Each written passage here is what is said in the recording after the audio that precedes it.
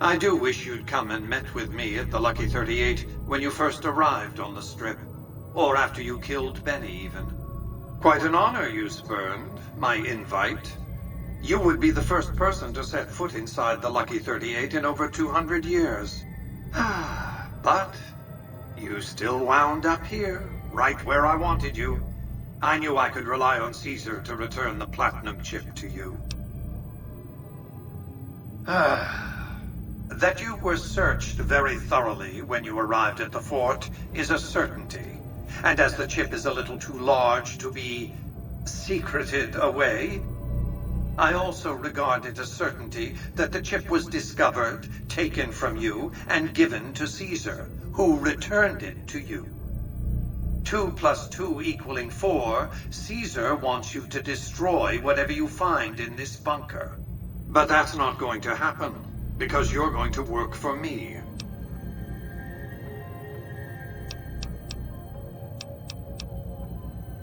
I need you to manually upload the data from the chip to the facility's primary computer. There's a terminal at the other end of this facility. There's a complication. While I can broadcast to this screen, I can't control any of the facility's systems. That means I can't deactivate its security bots, most of which appear to be active according to the status board I'm looking at. I like to think you have enough sense to do the right thing. The rewards for doing so are immense, as are the punishments for not doing so.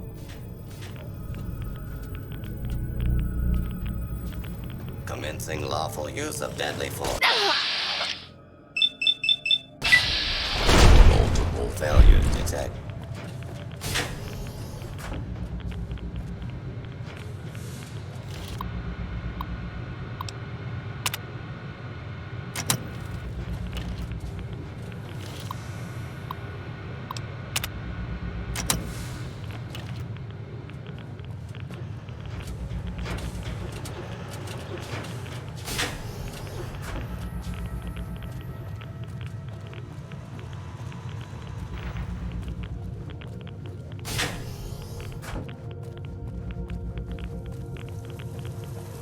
Move along, please.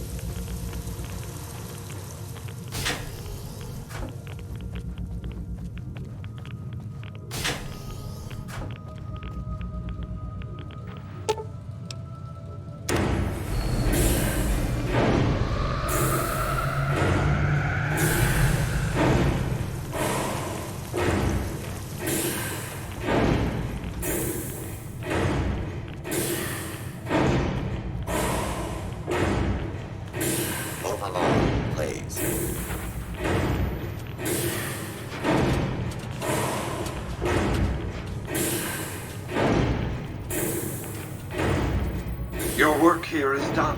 Return to the Lucky 38 so we can discuss next steps. You have a very bright future ahead of you. Thanks to your actions today, so does the rest of mankind.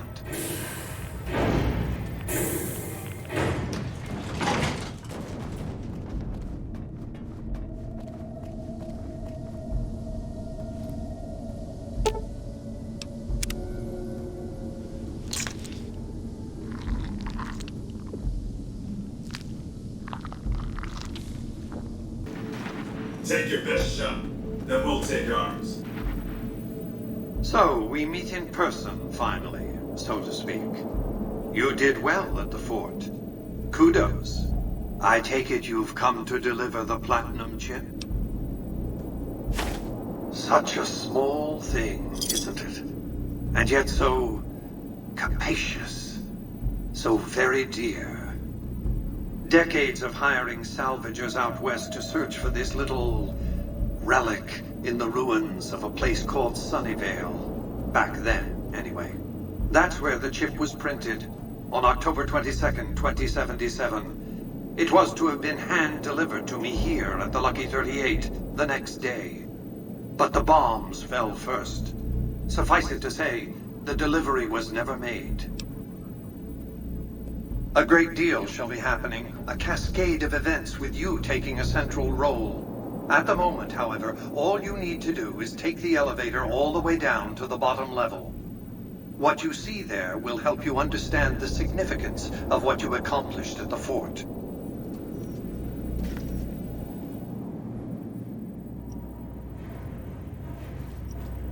Step closer to the demonstration area, if you would.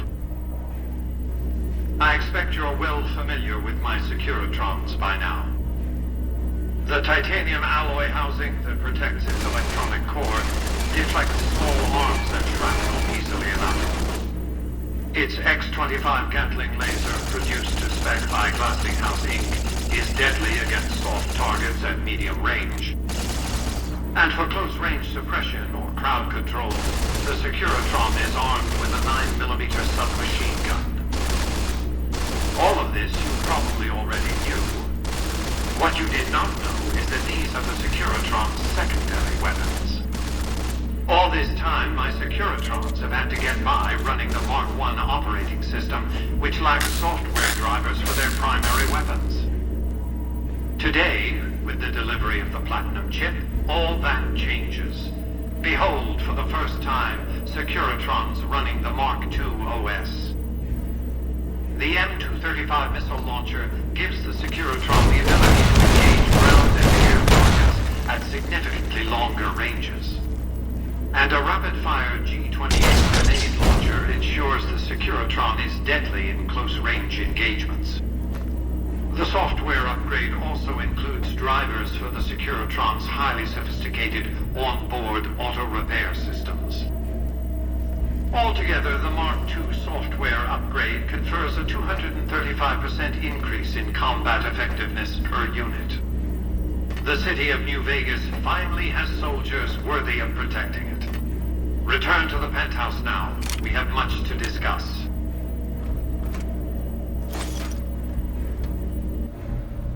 Trips to the basement are rarely so educational, don't you think? I've since broadcast the upgrade to every Securitron in range of my transmitters, and I must say, it's causing quite a stir down on the Strip. The foundation is laid. My Securitrons on the Strip are upgraded, and those at the fort ready for action. Now it's just a matter of adjusting the attitudes of some lesser groups, while we wait for Caesar's Legion to attack Hoover Dam.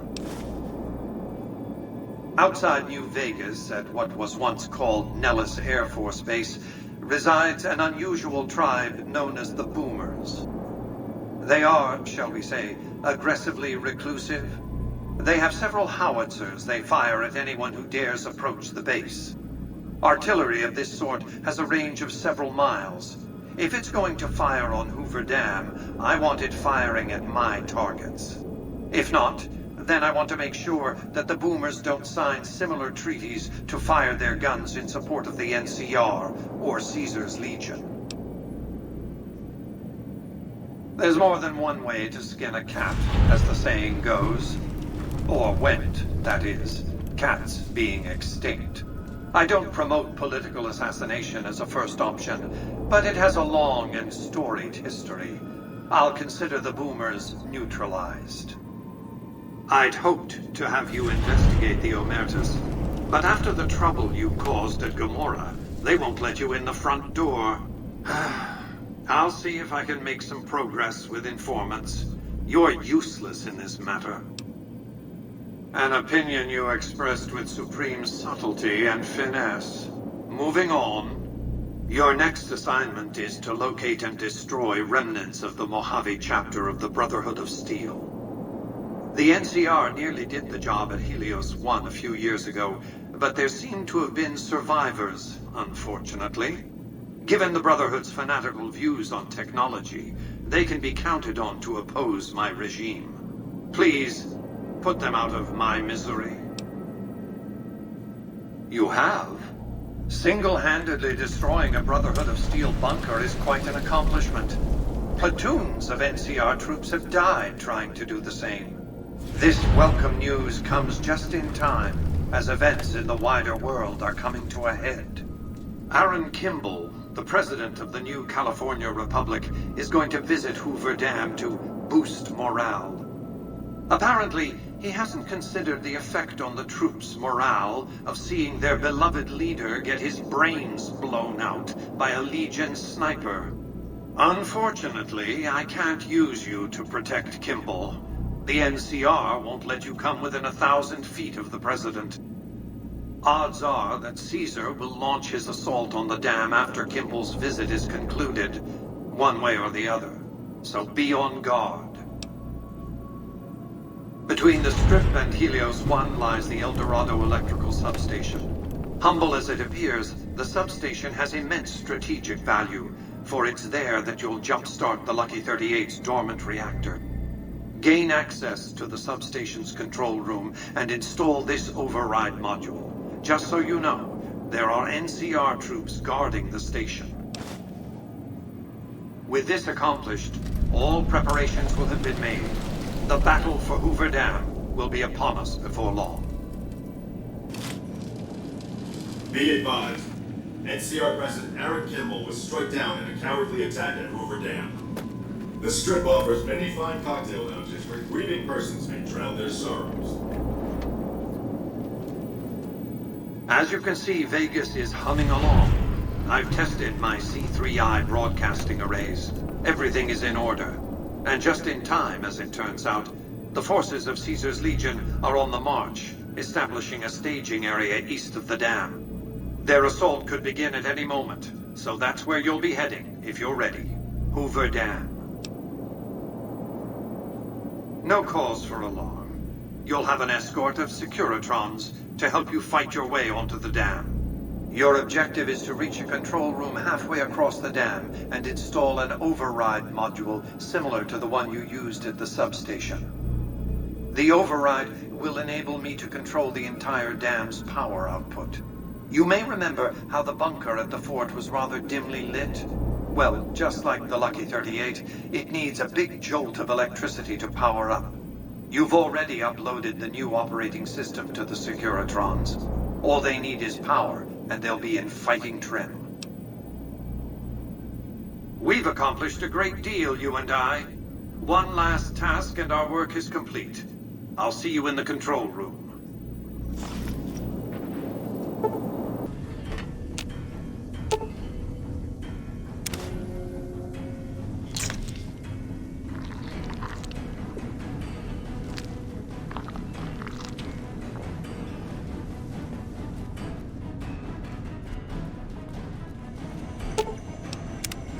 I knew you'd make it. Resourceful as always. The override module is functioning properly. I'm rerouting power to the Securitron vault at the fort as we speak. I just need you to head over to the east power plant and manually activate the switch. When you return topside, I think you'll see that my Securitron army is a little more than the Legion was prepared to handle. Oh, and before you go, grab that printout spooling from the console here. Those papers set the terms for the NCR's unconditional surrender. I thought you might enjoy the honor of presenting them to the NCR's commanding officer once the Legion has been defeated. Cheers.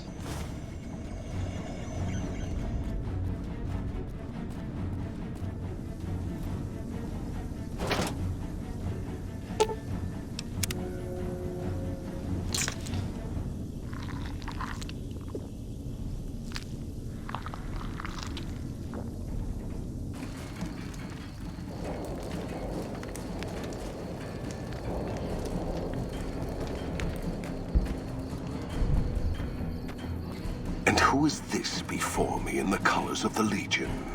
An envoy, dressed as an insult to all that carry out Kaisar's will. We shall see how brave you are when nailed to the walls of Hoover Dam, your body facing west so you may watch your world die. Another kill. To march.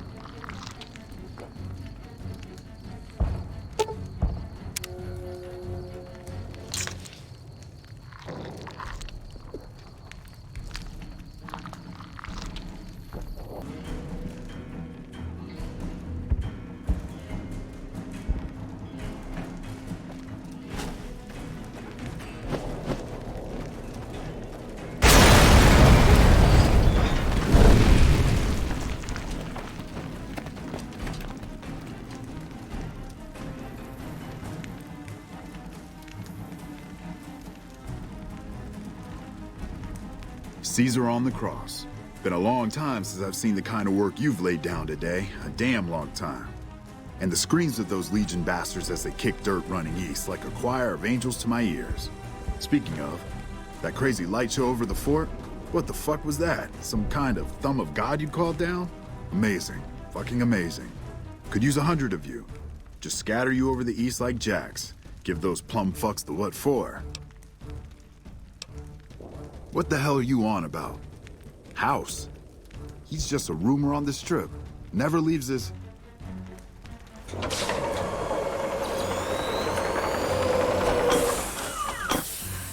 What is this Brahmin shit? I'm not getting the feeling we're all about to sing Kumbaya here. What the hell are you talking about? What is this? The free economic zone of New Vegas? What the hell does that mean? Oh, wait, here we go. Demands NCR's immediate withdrawal. Withdraw? Like fucking hell we're withdrawing. We just held the dam. We didn't do it to let it go. This paper of yours isn't fit to wipe my ass. If you think after all that's happened, I'm going to grab my ankles and take it like the Legion.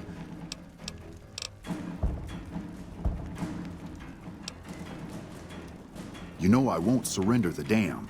And certainly not to the ghost man of Vegas and his new right hand of the week.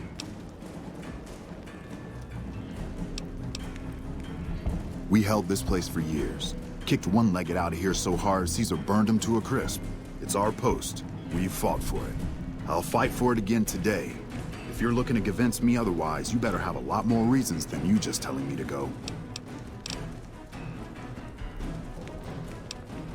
I think you're cashed out enough that my chances are pretty good. And like I said, I'm not leaving the dam now the Legion's been broken.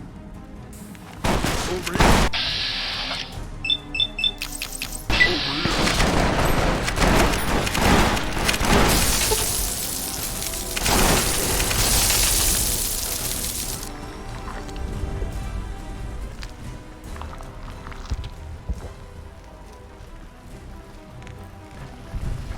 You know, I've had thousands of employees in my time. Few met my expectations. Fewer still surpassed them. Your performance has been nothing short of spectacular. If I have need for a specialist of your stripe again, I'll know just where to turn. Back to Vegas, shall we? I really should do something about that monorail with all the new resources at hand. I can make sure it not only runs, but runs on time. Always bothered me, the imprecision. The General's accident was unfortunate. With Kimball dead, the angry Californian public could have used an alternate scapegoat to pillory. In any case, Vegas might see a dip in revenue for a year or two, but eventually the tourists will come flooding back, and their money with them. Vegas will be a shining jewel in the middle of the desert, an oasis of light, a beacon to show mankind the way to the stars. This is just the start, you see. This is where it all begins. And so the courier who had cheated death in the cemetery outside Good Springs cheated death once again, and the Mojave wasteland was forever changed. Mr. House's Securitron army took control of Hoover Dam and the Strip, pushing both the Legion and the exhausted NCR out of New Vegas. Mr. House continued to run New Vegas his way, a despotic vision of pre-war glory. The streets were orderly, efficient, cold. New Vegas continued to be the sole place in the wasteland where fortunes were won and lost in the blink of an eye. The courier, fair and kind-hearted to those in the wasteland, ensured that Mr. House would keep New Vegas stable and secure for future generations. Mr. House afforded her every luxury at his disposal in the Lucky 38, both out of gratitude and a quiet pride in his choice of lieutenants. Though some super mutants in Nightkin continued to journey to the legendary Utopia, they found little trace of its existence. Some eventually found their way to Jacobstown, but many wandered off into the wastes, confused and disheartened. After a long and eventful life, Raoul's luck finally ran out during his time with the courier. Without organized leadership, the remaining boomers slowly drifted away, leaving Nellis Air Force Base to be flooded by prospectors and scavengers. All of the boomers' accumulated knowledge quickly scattered, and their existence slowly faded from memory. Buried beneath tons of rubble, the Mojave chapter of the Brotherhood of Steel was no more. Those few who were outside the Hidden Valley bunker when it was destroyed settled into new lives, or headed west to find a new chapter to join. At odds with leadership over the Brotherhood's future, Veronica looked to the Mojave wasteland for an answer both she and they could live with. But the answer would never come, and the dangers of the world that had left the Brotherhood of Steel behind would eventually claim her life. Their leaders destroyed by the courier, the fiends scattered throughout the wasteland. Without the organization of Motor Runner, Cook, Violet, and Driver Nephi, they were easy prey. With no clear leader to guide efforts in Freeside, the followers of the Apocalypse lost control of Old Mormon Fort to local thugs and junkies. Eventually, using the followers' remaining supplies to manufacture drugs, the Old Mormon Fort quickly devolved into little more than a junkie den. Though Arcade's intentions were pure and his goals were noble, he ultimately succumbed to the harsh brutality of the Mojave, like so many before him. Travelers continued to stop by Good Springs Source for water on the Long 15, but rarely would anyone venture into the ruins of Good Springs itself. Those who did were almost always tourists, come to visit the graveyard where the courier rose from the dead. The slaughter of the Van Graffs and the Crimson Caravan caused no end of trouble for NCR back west. Already struggling, NCR's supply line suffered further as the two caravans withdrew support until the massacre in the east was resolved. Rose of Sharon Cassidy died as her caravan died. In an unmarked grave, another victim of the Mojave. After generations of being beaten down, the Great Khans were finally broken by the courier. Those few who avoided the courier's wrath moved north into the wilderness of Idaho, where they tried once more to rebuild. With Jacobstown's leadership destroyed, the remaining super mutants and Nightkin of the West scattered across the wasteland. Jacobstown withered away, its death going unnoticed by the rest of the Mojave. Lily's long life finally came to a close in the Mojave wasteland. As the life faded from her, her last thoughts were of her grandchildren. With the king dead and most of their gang slain by the courier, the remaining kings fled the area, never to be heard from again. He had survived police service in Colorado, the Great War, combat duty with the Legion, and being the companion of the king. But in the end, Rex finally succumbed to the horrors of the wasteland. Slain to the last man by the courier, the Misfits were at least spared the humiliation of dying during Caesar's attack on Camp Golf. Few mourned their absence. Despite their vigilance against potential attacks by the Legion, the citizens of Novak were no match for the courier. The motel and Dinky the Dinosaur were left vacant, a rare stop at best for travelers along Highway 95. Tired of waiting for the world to be done with him, Boone ventured into the wastes to make his own way out. Unable to clear his mind of the past, he was at last granted the death he'd awaited, bringing final rest to a life that had ended long ago. After Hoover Dam, the leaderless powder gangers at the correctional facility vanished into the wastes, leaving the prison empty. The correctional facility became another abandoned ruin in the wasteland, its carcass occasionally picked over by enterprising prospectors. With Cook dead, the powder gangers at Vault 19 fell apart. Those who weren't destroyed by the courier fled into the hills or attempted to work their way back through the Mojave wasteland. Few survived. Prim, already torn apart by powder gangers, was dealt a killing blow by the courier. Though prospectors pick through the remains of the town from time to time, no one reestablishes it as a settlement.